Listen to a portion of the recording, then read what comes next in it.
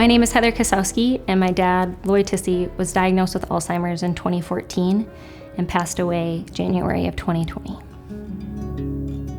My dad, he grew up in Crosby, North Dakota, married my mom, and then raised my sister and I in Williston. I had a great childhood. My dad was a big part of the reason it was great. He was a wonderful father, very loving, caring, very generous to us. He really loved his girls.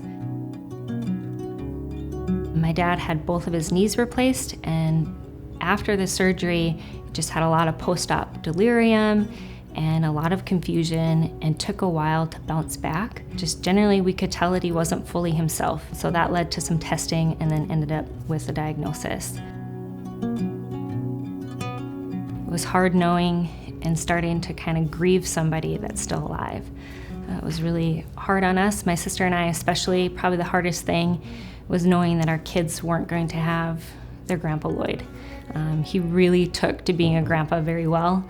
And so just kind of knowing this isn't going to last was extra devastating for us.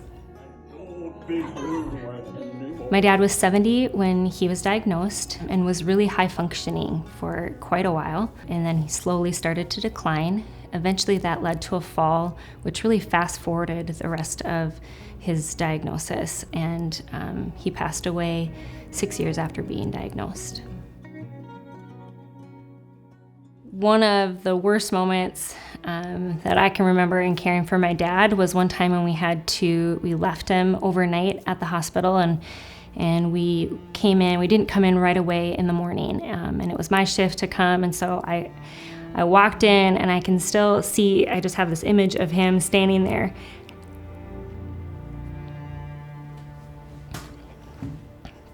And he's at the nurse's station. He looks so lost.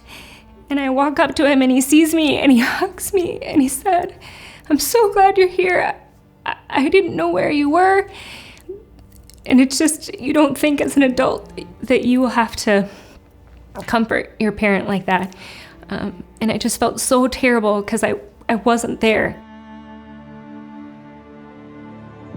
The hard part about caregiving is that if you aren't there, you feel guilty. But the reality is you're gonna need a break. You're gonna need some help.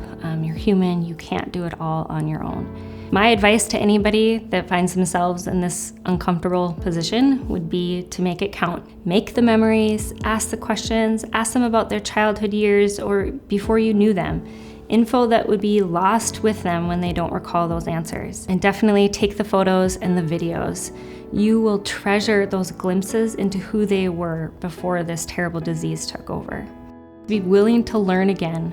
Learn coping strategies, learn how to talk calmly, learn patience, since you are the one that has the power and ability to keep calm.